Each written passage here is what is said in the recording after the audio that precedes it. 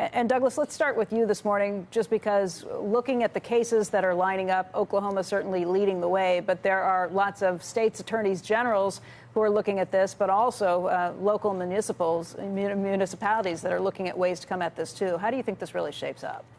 Well, there's 46 states that are now involved, and I think every state attorney general needs to be involved in the opioid crisis. It's clearly a health care crisis going on in the country, and they all need to feel like they're doing something to help alleviate the situation. The difference, though, is there's almost 2,000 cases going on, counties, cities, municipalities, and how to sort that all out ultimately in some sort of settlement where there to be one is going to be much more difficult than, say, in the tobacco case that we had in the late 90s where the attorneys general were leading the way. Ultimately, the state attorneys general are going to have to lead the way in resolving these lawsuits. Why do you think the state's attorney generals need to do this, attorneys general? Well, the federal government can do it, but they're not going to. The states have an interest in this because the citizens of their states are dying.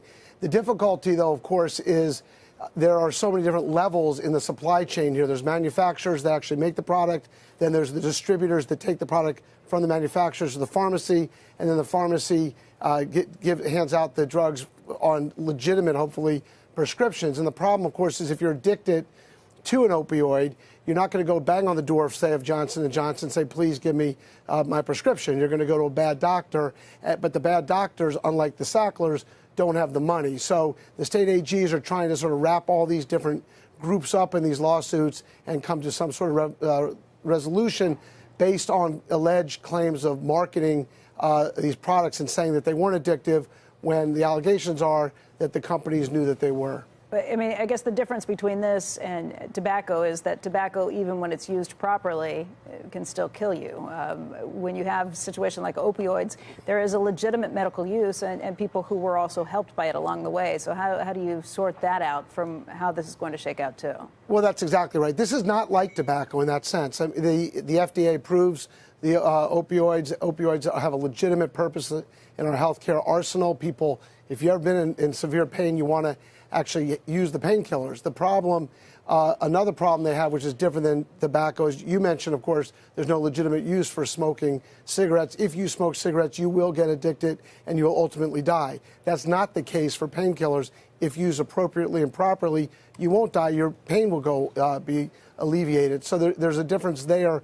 The other difference, of course, is the marketing that was going on from the companies was to sophisticated professionals, that is, doctors. Right. And in the tobacco world, it was going to sort of seemingly less sophisticated folks. Ronnie, I think it's really complicated. You start hearing about the 2,000 or more cases that are out there. How do you, as an analyst, wrap your head around this and say, okay, this is what it means to Johnson & Johnson when there are so many moving parts? Yeah, so the big question is the exposure the companies have. So we know the tobacco litigation ended up at around $1,000 per person, every person in the United States for this litigation. If you look at if you sum up the Purdue and Teva settlement, it's about $80. So we kind of think if you add to that some of the other litigants, you'll probably end up around $200, $150, $200 per person in the United States, and you can gross it up from there. If you look at the Teva settlement, $85 million with Oklahoma, Oklahoma is 1.1% of the U.S. population. You divide 85 by 1.1, you get to about 7.1 billion. And that's kind of like ballpark a starting point for discussion about what the exposure might be for some of those companies. So that's the kind of analysis that we do. Obviously, 5 years issue, not today. Right. So how did it change your outlook on the companies, if at all? Or you think it's something that's manageable because they're going to play a small role in a very large settlement overall? Yeah. So for a company like Johnson & Johnson, obviously the issue is just cash flow that goes away. For the smaller companies that are levered, like Endo, like Teva, you know, you're talking about a company, Teva generated about $2 to $2.5 billion of free cash flow a year. They got $24 billion in debt, $11 billion in equity. You throw on top of that any number between $4 billion and $10 billion in additional call it liability debt. Yeah, I mean, you begin to ask the question, does the company need to raise equity? Does the company have a risk of bankruptcy and so forth? That is not impossible to think about at this point. It makes some of those companies, the smaller companies, really hard to invest in before you get some clarity on how much it's going to cost.